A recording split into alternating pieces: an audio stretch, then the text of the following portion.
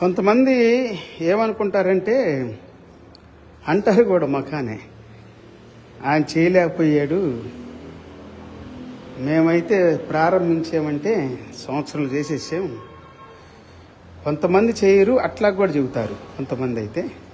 కొంతమంది ప్రారంభించి చేయలేరు. మేము అట్లా కాదు, దేవుడు మాకు సంవత్సరంలోనే చేసుకోవటానికి శక్తినిచ్చాడు, మేము చాలా గొప్ప అని అతిశయిస్తారు. దేవుడు మీకు ఇచ్చినవన్నీ, తెచ్చుకున్నవన్నీ, వాళ్ళు ఇచ్చినవన్నీ మీ మందిరం కోసమే, మీకోసమే వాడుకుంటే చేసుకోవచ్చు. జాన్ శామ్యూల్ అట్లా కాదు, జీసస్ క్రైస్ట్ మినిస్ట్రీస్ అట్లా కాదు. అనాథలకి, దిక్కులేని వాళ్ళకి, తల్లిదండ్రులు లేని వాళ్ళకి, విధవరాళ్ళకి, అభాగ్యులకి, అవసరాల్లో ఉండే వాళ్ళకి హెల్ప్ చేస్తుంది. ఇది ఎన్నిట్లాగే పెట్టి కూడా, ఎన్నిట్లాగే ప్లాస్టింగ్ లేదు దీనికి కూడా ఎంతోమందికి తిండి లేని వాళ్ళకి, మణిపూర్ వెళ్ళి కష్టంలో ఉన్న వాళ్ళకి, బాధలో ఉన్న వాళ్ళకి, ఆదరణ లేని వారికి వాక్యం చెప్పటమే కాదు, ప్రార్థన చేయటమే కాదు, చేయగలిగినంత సహాయం అక్కడ చేశాను. అతిశయించవద్దు సహోదరుడా, సహోదరి, నా మీద చులకనగా అనుకోవద్దు, తక్కువగా అనుకోవద్దు. నేను చెప్పాను కదా, ఇంతకుముందు చేయాలనుకుంటే ఏసీ కూడా పెట్టించి చేస్తా. వీళ్ళకి చేసిన దాన్ని ఆ చర్చికి ఈ చర్చికి ఎక్కడెక్కడో చేసిన వాటినే చెబుతున్నా, అనాథలు చేసిందే కాదు.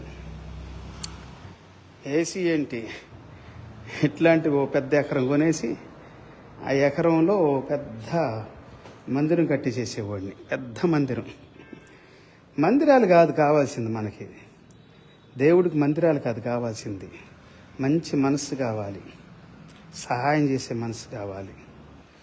ఒకటి వాక్యం చెప్పటమే కాదు, బైబిల్ అంతా ఏం చెబుతుందంటే, యేసుప్రభువు చెప్పిందంతా సువార్తతో పాటు ప్రేమను కూడా పంచండి, కనికరం కూడా చూపించండి. కనికరం లేనివాడంట నరకంలో వేయబడతాడంట. ఆ ధనవంతుల గురించి మాట్లాడుతున్న ప్రతిసారి యేసుప్రభువు చెప్పింది అదే. డబ్బు సంపాదించుకున్న వాళ్ళు, మందిరాలు కట్టుకున్న వాళ్ళు కట్టుకండి, అతిశయపడొద్దు. నేను చెప్పేది అది. మీరు కట్టుకోవాలని నేను కూడా ప్రార్థన చేస్తా. నేను కూడా దేవుడు నాకు ఇచ్చిన దాంట్లో ఏదో కొద్ది గొప్ప సహాయం చేస్తా. సహాయం అంటే నా వంతుగా, నా బాధ్యతగా నేను చేయాల్సింది చేస్తాను. కానీ అతిశయపడొద్దు, విర్రవేగొద్దు, అహంకారంగా ఉండొద్దు. ఏం చేయలేదు, మేము చేస్తున్నాం, ఆయన వల్ల కాలేదు, మా వల్ల అవుతుంది, మేమింత, మేము చాలా గొప్ప అని అతిశయపడొద్దు. మీరు అతిశయపడితే కోల్పోతారు. మీరు అతిశయపడొద్దు, విర్రవేగొద్దు. ముఖానే అన్నారు కొంతమంది, చాటుగా అనుకుంటారంట కొంతమంది. హల్లెలూయా, థ్యాంక్ యూ జీసస్. సో కాబట్టి దేవుడు మనకిచ్చేది మనం అనుభవించడానికే కాదు, మనం తినటానికే కాదు. మాకు చేయలేదు కదా, ఎవరు చేసావు అని అనుకుంటారు కొంతమంది. నీకు తెలియాల్సిన అవసరం లేదు, నీకే చేయాల్సిన అవసరం లేదు. నీకు దేవుడు ఇంకొకళ్ళ ద్వారా చేస్తాడు. నేను చేయాల్సింది నేను చేస్తున్నా. దేవుడు ఎవరికి చేయమంటున్నాడు, ఎక్కడ చేయమంటున్నాడు, అదే ప్రభువు చెబుతుంది. మీకు ఏలేని వాళ్ళకి ఇవ్వండి, మీకు తెలియని వాళ్ళకి ఇవ్వండి, అవసరతలో ఉన్న వారికి ఇవ్వండి, రహస్యంగా ఇవ్వండి. దేవుడు రహస్యంగా ఇచ్చేదాన్ని చూస్తున్నాడు. అది ప్రార్థన అయినా, అది సహాయమైనా, మనం ఇచ్చేదైనా, ఏదైనా కానీ. హల్లెలూయా. నేను ఈ బండ్లు వేసేటప్పుడు, ఇది ఫ్లోరింగ్ చేసేటప్పుడు బండ్లే వేసేవాడిని.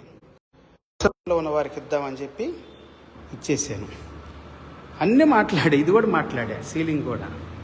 ఈ సీలింగ్ వేసేటప్పుడు కూడా నేను ఆ ధనాన్ని అవసరతలో ఉన్న వారికి ఇద్దామని చెప్పి అవసరతలో ఉన్నటువంటి వారికి ఇచ్చేసాను. కలర్ వేసేటప్పుడు కొంతమంది డబ్బులు ఇచ్చేసాను ఆల్రెడీ. ఈ కలర్ వేయడానికి నా దగ్గర పైసలు లేవు, ఏం చేయాలి ప్రభా, నాకేం కలర్ వేయాలనిపించింది. అప్పుడు అనిపించింది డబ్బులు ఉన్నప్పుడు అనిపించలా. అప్పుడు అనిపించినప్పుడు ఏం చేయాలి? నేనే చేశాను ఇదంతా మొత్తం, పైన కింద గోడలకి పైన సీలింగ్కి అంతా ప్రీమియం తీసుకొచ్చేసాను, ఎక్కువ కాస్ట్ కాకుండా. ముందు అది వేసేసి కొంచెం నీట్గా ఉంటుంది, తర్వాత చేద్దాం. పిల్లరా, లేక కాదు, దేవుడు ఈక కాదు. దేవుడు నాకు ఇచ్చిన దాంట్లో కూడా కారు కొనుక్కోమని దేవుడు పైసలు ఇచ్చాడు. కారు యాక్సిడెంట్ అయిపోయి కారు గుల్లగుల్ల అయిపోయింది. నేనేమనుకున్నానంటే, దేవుడు నన్ను అంత యాక్సిడెంట్లో తప్పించాడు, బ్రతికించాడు కదా, నాకులా కష్టపడుతున్న వాళ్ళు ఎంతోమంది ఉన్నారు.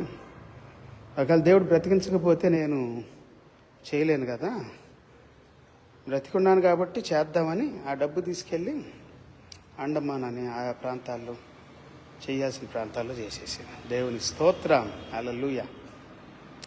కారు కూడా ఇచ్చేసాను, కారు పైసలు కూడా సేవకి. ఇప్పుడు కారు లేదు, లేకపోయినా పర్లేదు, నేను హ్యాపీగా ఉన్నా. మీకు కారు లేదు, మా కారు ఉంది చూడండి. ఒక అతను అంటాడు, ఒక పాస్టర్, మా నాన్న అప్పటి నుండి మా కారు ఉంది, మేము కారు లేకుండా ఎప్పుడు లేము. అరే బాబు, మా నాన్న కూడా, మా డాడీ, మా పరలోకపు డాడీ నాకు కారు కొనుక్కోమని డబ్బులు కూడా ఇచ్చాడు. ఈకో స్పోర్ట్ ఉండే నాకు, అది కూడా అమ్మేసి సేవకి ఇచ్చేసాను.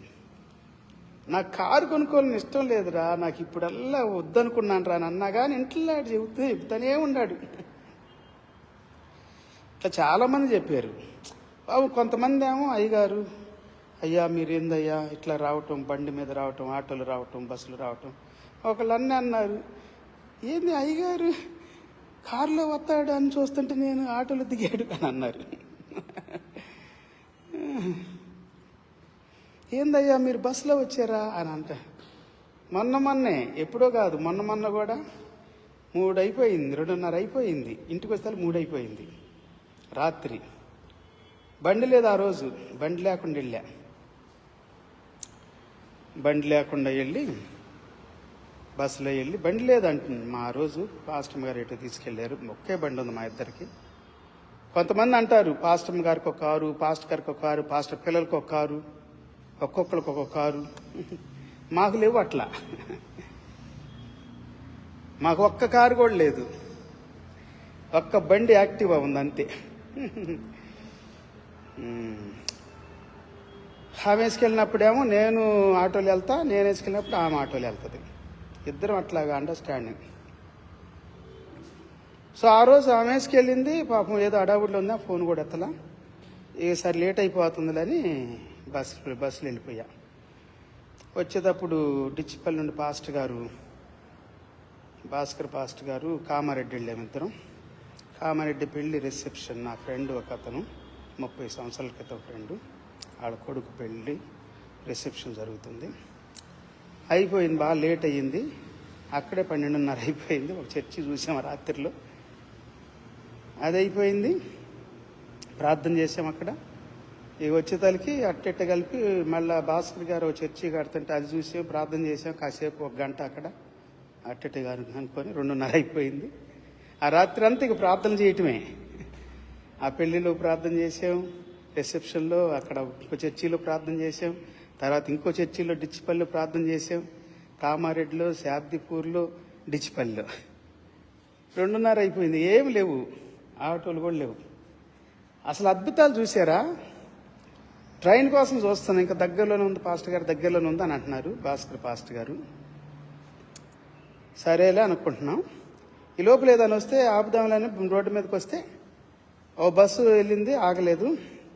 ఓ చిన్న ఆటోలాగా అనిపించింది, ఆపితే అది ఒక చిన్న DCM కొరియర్ థింగ్స్ వేసుకెళ్ళేది, కొరియర్ ప్యాక్స్ అని. ఎక్కాను నేను, ఆయన అక్కడే ఉండిపోయి డిచ్చిపల్లిలో. దేవుని స్తోత్రం. చిన్న మినీ కారు లాగా ఉంది, అన్నీ కొత్త సిస్టమ్ వచ్చినాయి అంట. చక్కగా ఒకే సీట్ అనుకండి, ఇక వెనక మళ్ళీ కొరియర్ బ్యాగులు ఉంటాయి.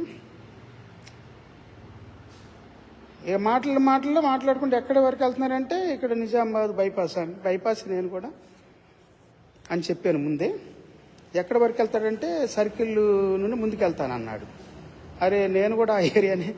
ఎక్కడనంటే పక్కన, ఎక్కడనంటే ఇట్లా చెబుతుంటే మన చర్చి పక్కనే అది. చూసారు ఎంత అద్భుతమో దేవుడు. దేవుడు ఇడిచిపెట్టడండి, దేవుడు ఇడిచిపెట్టడు. అద్భుతంగా ఇంటి ముందే దించాడు చక్కగా. అర్ధరాత్రి 3 గంటలు అయ్యింది. తెల్లవారుజాము అనుకోండి అది. దేవుడు మన కొరకు అన్ని సిద్ధం చేస్తాడండి.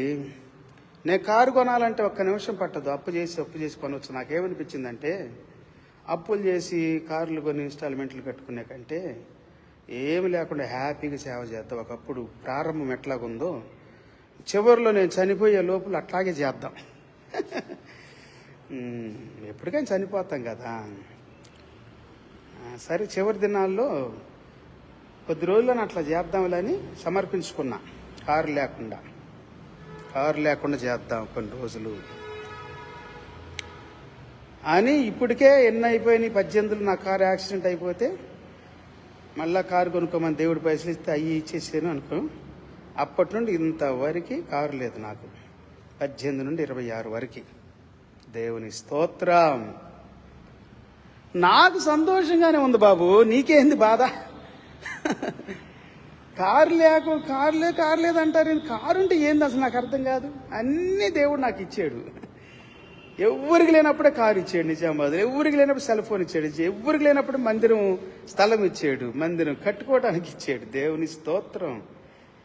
అందుకే నేనేమనుకుంటానంటే కొంచెం మరి అది నా పొరపాటు నాకు తెలియదుగా, నా మనసు చెబుతుంది, అరే నీకుండే కదరా లేని వాళ్ళకి ఇరా అంటది. 2 అంగీలు ఉండేవాడు 1 అంగీ ఇచ్చేసేయమన్నాడు కదా యేసుప్రభు అనిపిస్తుంది. నా మనసులో అది గుర్తు రాకపోయినా ఒక్కోసారి అనిపిస్తుంది అట్లాగా. సో అట్లా చేశా. కాబట్టి మీరు ఎవరు నన్ను క్లారిఫికేషన్ ఇస్తున్నా ఈ మధ్యకాలంలో, ఎవరు నన్ను ఇట్లాగా అనుకోవద్దు. అది లేదు ఇది లేదు అనుకోవద్దు, చేయలేదు అనుకోవద్దు. మీ చెప్పి చెయ్యాల నేను. ఇది కూడా చేసుకోవాలి నాకు తెలుసు. అది ఎప్పుడు చేసుకోవాలో తెలుసు, ఏ విధంగా చెయ్యాలో నాకు తెలుసు. నా దేవుడు ఎప్పుడు నాకు ఇంకా బలంగా రే చేయరా అని అంటాడో అప్పుడు చేస్తాలే. ఊరక మనుషుల్ని చులకనగా మాట్లాడటం, తక్కువగా మాట్లాడటం, హీనంగా మాట్లాడటం, నీచంగా మాట్లాడటం, అవమానకరంగా మాట్లాడటం, నిందించటం, దూషించటం, కల్పించి మాట్లాడటం మానండి. సహోదరుడా, సహోదరి, ఒకవేళ మీరు కూడా ఎవరైనా ఏ విషయాల్లో ఎవరినన్నా తక్కువగా చూస్తూ ఉంటే మానేసేయండి. వాటిని తప్పది, మంచిది కాదు. అపోస్తులు ఏమన్నారు? మాకు అన్నీ కలిగినటువంటి వారంగా ఏమి లేని వారంగా ఉంటాం. దేవుని స్తోత్రం. అన్నిటిని అనుభవించదగినటువంటి వారమైనప్పటికీ అనుభవించము అని అంటారు. సో వాటిని ఉంచుకొని వచ్చినవన్నీ ఉంచుకొని హ్యాపీగా ఉండొచ్చు. కానీ అది హ్యాపీ కాదు. ఇటు వల్ల హ్యాపీ ఉంటుంది. నాకు తెలుసు అది రహస్యం. ఆమేన్. చిన్నదైనా నేను పెద్దగా ఏదో కోట్లు చేస్తాను అంటలా. నాకు వస్తే చేస్తాను కోట్లు కూడా. నాకు కోట్లు వచ్చినాయి అనుకో, చెబుతున్నా ఏం చేయాలో ప్లానింగ్ ఉంది నా దగ్గర. అంత దుమ్ము అయ్యింది నా ఒళ్ళంతా. కొంచెం ఏదో షర్ట్ వేసుకోవాల్సిందిగా ఏదో అట్లాగే వచ్చేసాను. వచ్చేసి దేవుని స్తోత్రం. హల్లెలూయా, హల్లెలూయా. సో ఏం చేయాలో నాకు తెలుసు. దేవునికి స్తోత్రం. ఎప్పుడు చేయాలో తెలుసు. హల్లెలూయా. సో కాబట్టి పిల్లారా, కొంతమందే చెబుతున్నా, అందరు కాదులే, ఎవరో కొంతమంది. హల్లెలూయా. పెద్ద పెద్ద మందిరాలు కడితే కాదు, అతిశయం వద్దు. మందిరాలు కట్టినంత మాత్రాన గొప్పతనం కాదు. మందిరాలన్నీ కూలిపోయినాయి. సొలొమోను కట్టాడు ప్రపంచంలోని ప్రఖ్యాతిగాంచిన మందిరం. మొత్తం కూల్చివేయబడింది. 400-500 సంవత్సరాలు మాత్రమే ఉంది అది. తర్వాత కట్టారు మళ్ళీ ఇంకొక మందిరం, అది కూల్చివేయబడింది. మళ్ళా ఇప్పుడు ఎదురు చూస్తున్నారు మందిరం కడదామని. ఇక ఆ మందిరం ఇక అది దేవునికే, దేవుని చిత్తానికి అప్పగిద్దాం. సరే, నేనేమన్నానంటే చిన్న చిన్నగా రేకులు వేసే ఒక పిఓపి చేసుకొని అతిశయిస్తున్నారు అని తప్పు అంటున్నా. అలా కట్టడం తప్పు అంటలేదు. నేను ఇంత గొప్పగా చేశాను, నువ్వు చేసుకోలేకపోయావు, ఆ జాన్ సామ్యాలు చేయలేకపోయాడు, తప్పది. ఎందుకు చేయలేదు? స్లాబ్ వేసింది చూడండి, 65-45లో. దేవుని స్తోత్రం. ఇచ్చాడు కదా దేవుడు, ఇంకా ఇచ్చాడు నాకు. 1 ఎకరం పొలం కొంటా, ఎకరమే కాదు 10 ఎకరాల పొలం కొనే అంత ఇచ్చాడు దేవుడు నాకు.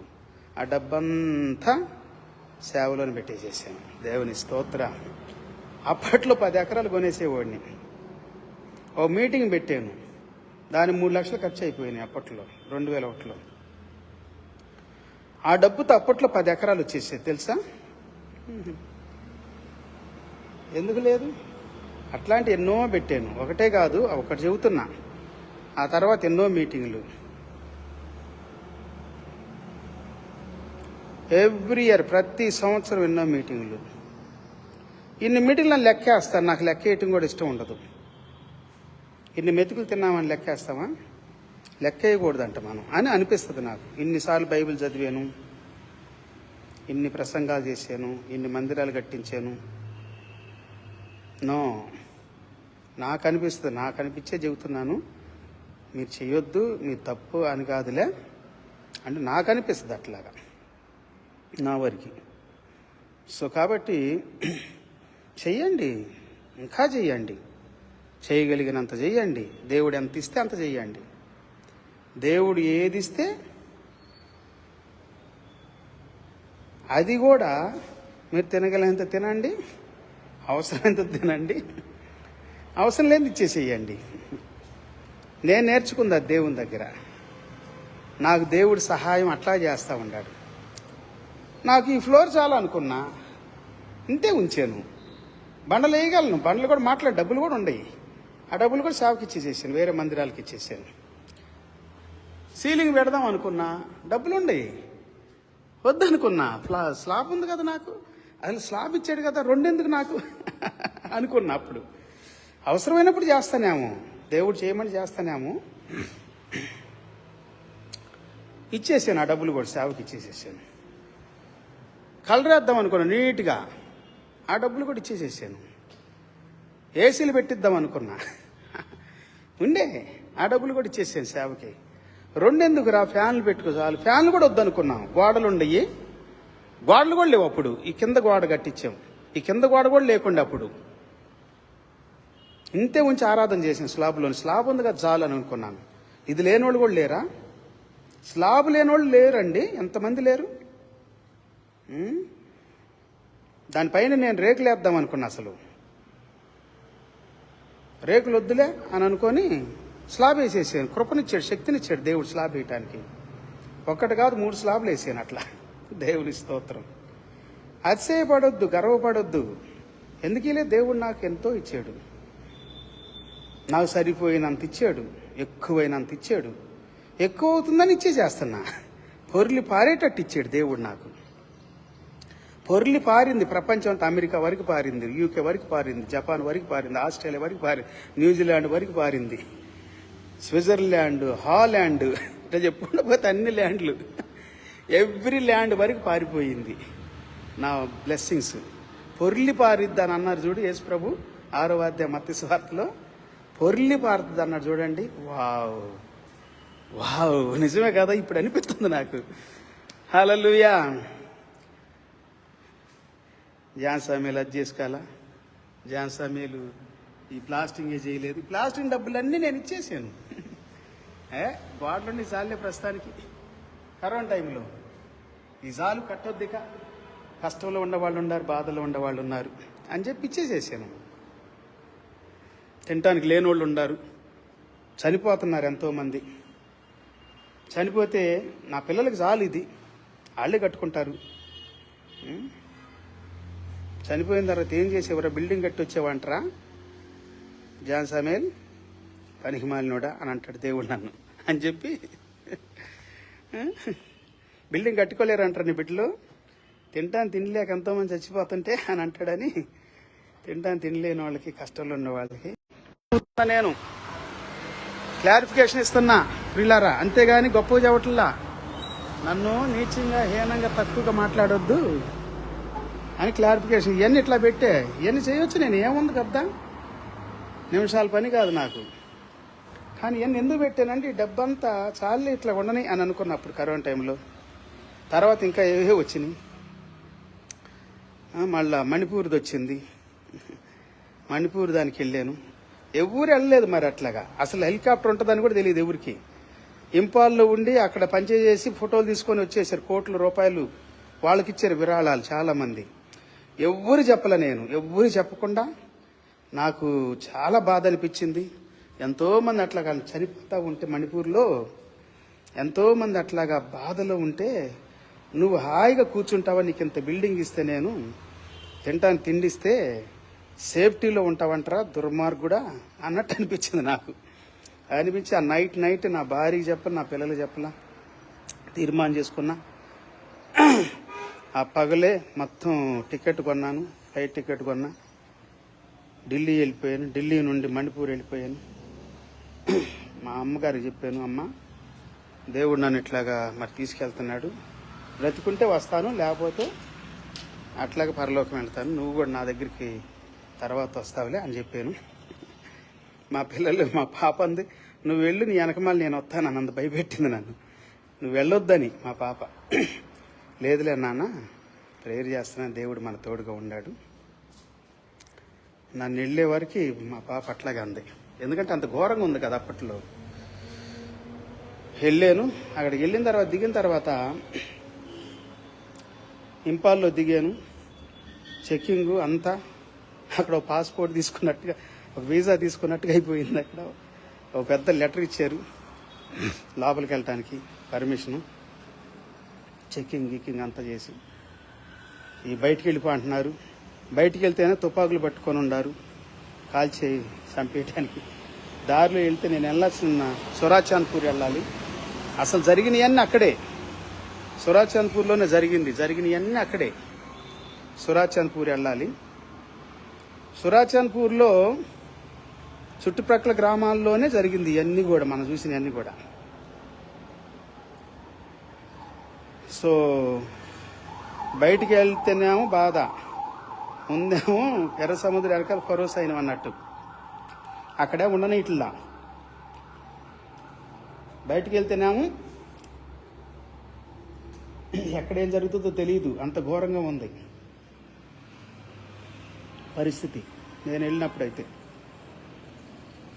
వెళ్ళిపోయి బయటికి వెళ్ళి ప్రార్థన చేస్తూ ఉండా.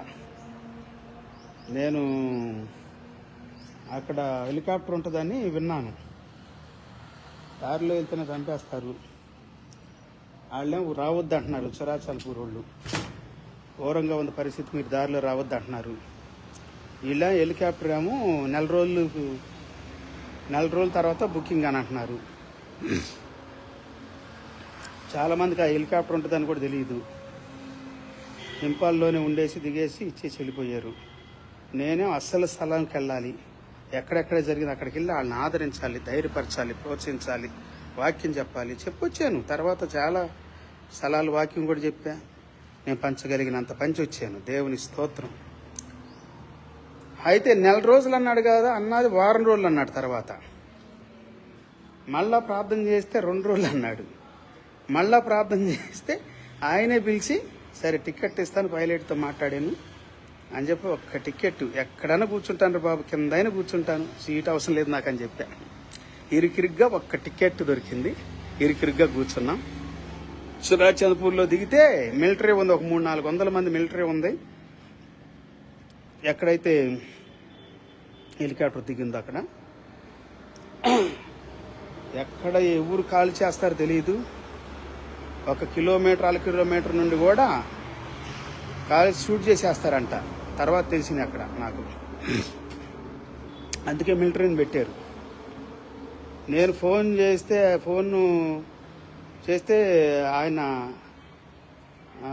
నాకు ఎవరైతే స్నేహితుడు ఉన్నాడు అక్కడ, ఆయన ద్వారా నేను పనిచేయాలి అక్కడ. ఎట్లాగొచ్చారు మీరు? అసలు రావటానికి అసంభవమే అని ఆశ్చర్యపోతున్నాడు. అసలు మీరు కాదా? అది చుట్టుప్రక్కల ఎవరు ఉన్నారు, ఫోన్ చేపియండి నాకు అని అంటాడు. మాట్లాడిపోయాను. అప్పుడు మిలిటరీ వాళ్ళతో మాట్లాడిపించాను. మిలిటరీ వాళ్ళతో మాట్లాడిపిస్తే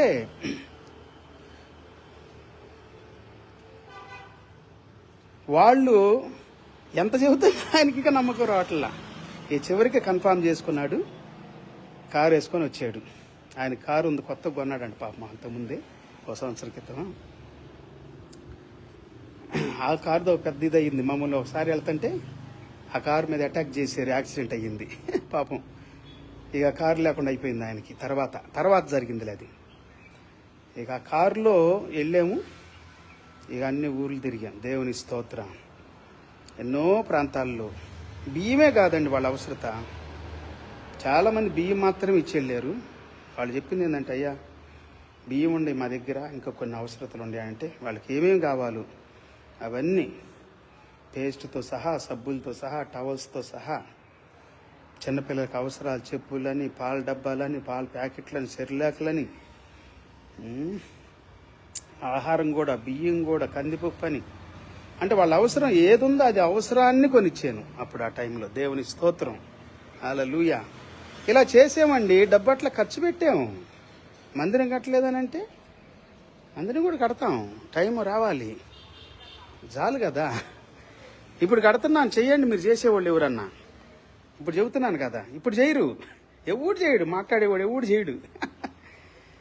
మాట్లాడేవాడు చేయనోడికి మాట్లాడే హక్కు లేదు, అధికారం లేదు. మరి ఇప్పుడు మందిరం కడుతున్నాను కదా, ఇప్పుడు మందిరం పని మీద ఉండా, ఇప్పుడు చెయ్యండి మీరు. అంత ఇది ఉండవాళ్ళు. జనరల్ చెబుతున్నానులే అండి. దేవుని స్తోత్రం, హల్లెలూయా. మందిరాన్ని కట్టేటప్పుడు ఎవరు ముందుకు రారు. అయినా ఎవరిని అడుక్కోవనుకండి, చెబుతున్నా. నాకు దేవుడు ఏదైనా ఇచ్చినప్పుడు మందిరానికే కాదు, మందిరం కానీ ఇరు నాకు ఎవరు కూడా సేవకాన్ని ఇస్తారు. ఇంకా కొంచెం మందిరానికి ఇస్తారు అనుకోండి, అంటే పరిచర్యకి. సో ఇట్లాంటి అన్నీ కూడా తీసుకెళ్ళి పరిచర్య ఎక్కడెక్కడ, పరిచర్య అంటే ఒట్టి మందిరమే కాదు, సువార్తే కాదు పిల్లారా, అన్నీ వస్తాయి. మీరు చూడండి బైబిల్లో కొత్త నిబంధన కానీ పాత నిబంధన. నేను ఒక ప్రసంగం కూడా చేశాను, టీవీ ప్రసంగాలు కూడా చేశాను. నేను టీవీలో కూడా సువార్త ప్రకటించా. దాన్ని కూడా 1,00,000 ఖర్చు పెట్టా. ఒక్క పైసా, నాకు పైసా అంటే కొన్ని వచ్చినాయి, ఎక్కువ కాదు, ఒక 50,000 60,000 ఎక్కువ అనుకుంటే 15 లక్షలు ఖర్చు పెడతా, అంటే వడ్డీతో సహా. ఇప్పుడు తర్వాత ఏమైంది, కట్టలేక చేయండి అయ్య గారు, నేను పైసలు అడిగానా అనుకుంటా చేయించాడు ఆయన. తర్వాత పైసలు అడిగాడు, క్రెడిట్ కార్డులు, లోన్లు, అవు మరి అవుతాయి కదా. నేను మా పిల్లలు కట్టుకుంటున్నాను ఇప్పుడు అట్లా. నేను మా పిల్లలు కూడా కష్టపడి ఇష్టంగా ఇస్తున్నారు, వాళ్ళే కష్టంగా కాదు. సేవ పెట్టేటప్పుడు ఈ మాటలు మాత్రం చెబుతారు కొంతమంది.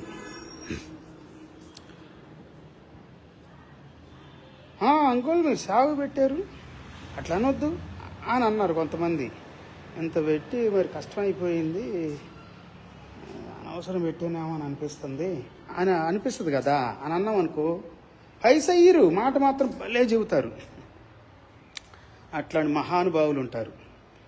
వాళ్ళు ఇస్తేనే సేవ జరుగుతుందని కాదు. నేనైతే కష్టపడి రాత్రి పగలు ఇక్కడ కాకపోతే అక్కడ కాకపోతే ఇక్కడని పరుగులెత్తి ఉరుకులెత్తి అనేకమైనటువంటి ప్రాంతాల్లోనికి వెళ్ళి సేవ చేస్తూ, సేవలో వచ్చినవన్నిటినీ దేవుని సేవ కొరకు ఖర్చు చేశాం. దేవుని స్తోత్రాలు. మందిరం ఆగిపోయింది, మీరు హేళన చేయాల్సిన అవసరం లేదు. చేసేవాళ్ళు చెబుతున్నా, తప్పుగా మాట్లాడాల్సిన అవసరం లేదు, చిన్నగా మాట్లాడిన అవసరం లేదు. ప్రతి దానికి సమయం వస్తుంది, ప్రతి దాన్ని దేవుడు చూస్తున్నాడు. నేను చాలనుకున్నా, నాకు కావాలి ప్రభు అంటే దేవుడు ఈడ ఇస్తాడు. నాకు కావాలని పట్టుబడితే ఎందుకు ఈడ ఇస్తాడు. చాలే ప్రభువా, దీన్ని ఇంకొకరికి ఇస్తాను ప్రభువా అని అన్నా నేను దేవునితో. అట్లా చేసే ప్రతిసారి దేవుని స్తోత్రం. సో ఇప్పుడు నేను మందిరం కడుతున్నాను కాబట్టి మందిరం పనులు ఇంకా బాగు చేసుకునే పనులు ఉన్నాను కాబట్టి ఇప్పుడు కొంచెం ఎవరు చేయని కోడిక నాకే చెయ్యాలి ఎవరైనా చేస్తే అన్నీ నేను అడుక్కోవట్లేదు. ఎవరైనా దేవుని బిడ్డలు ప్రేరేపించబడిన వారు ముందుకు వస్తే రండి, లేకపోతే లేదు. కానీ విమర్శించొద్దు, దూషించొద్దు, నిందించొద్దు, అవమానించొద్దు, హేళనగా చులకనగా మాట్లాడొద్దు. ఇస్తే ఇవ్వండి, లేకపోతే లేదు. మీరు ఇస్తేనే పనులు అవుతాయి అని కాదు, మీరు ఇవ్వకపోయినా పనులు అవుతాయి. ఇచ్చేవాడు అసలు ఏం మాట్లాడు, ఈయనోడు ఎక్కువ మాట్లాడతాడు. సరే, ఇచ్చేవాళ్ళు మాట్లాడరు, ఈయనోళ్ళే మాట్లాడతారు. Praise the lord.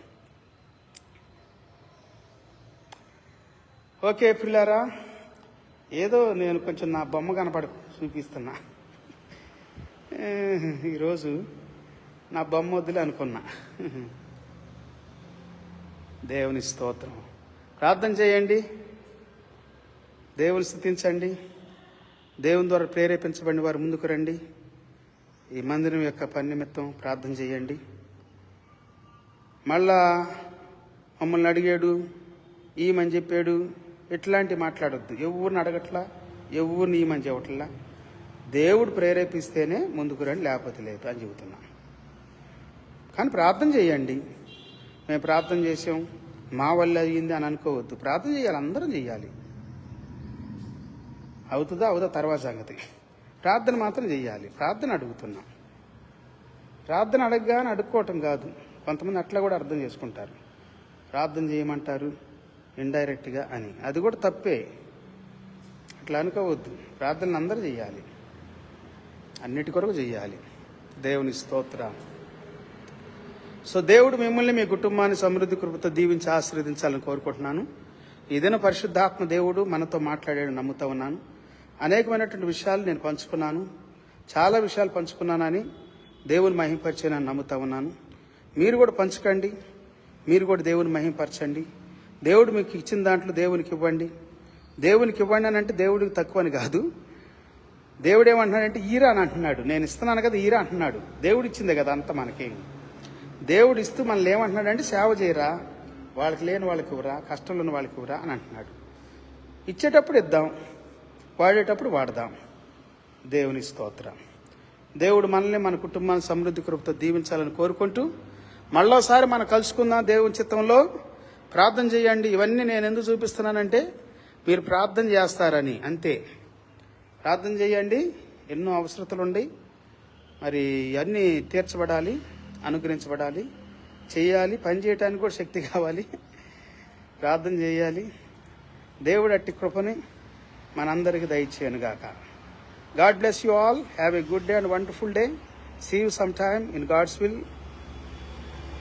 Please do continue to pray for the ministry, for the church of God, for the house of God, for the God's kingdom and dwelling place. We are here to do the will of God, to do the ministry of God. God is so good for us. God is wonderful God. He supplies all needs. He is our provider, sustainer. He is the source of everything. So we are asking for your prayers, continuous prayers. We request you to pray for the ministry, for the house of God to be built up, to do all the work of God's house. Thank you so much for your prayers. God bless you all. Have a good and wonderful day. See you sometime in God's will. Until then, take care. Bye-bye. Praise the Lord. Hallelujah. Glory to God. Wonderful wonderful wonderful. ఈ వాక్యం నాకు బాగా నచ్చింది. Turn to me and be saved all the ends of the earth, for I am God and there is no other God. Isaiah chapter 45 verse 22. భూదిగంతముల నివాసులారా, నా వైపు చూచి రక్షణ పొందుడి. దేవుడను నేనే, మరి ఏ దేవుడును లేడు. యెషయా 45:22. దేవుని స్తోత్రం, హల్లెలూయా. సో దేవుడి వాక్యం ద్వారా మనల్ని, మన కుటుంబాన్ని, సర్వ భూమిని, సర్వ సృష్టిని దీవించి ఆశీర్వదించును గాక. ఆల్రెడీ ఈ బ్లెస్డ్, ఆయన ఆశీర్వదించాడు. మన కాలంలో, మన సమయాల్లో మనకు ఆశీర్వాదకరంగా, దీవెనకరంగా మార్చును గాక. ఆమెన్. Praise the Lord. దేవుని స్తోత్రం. హల్లెలూయా.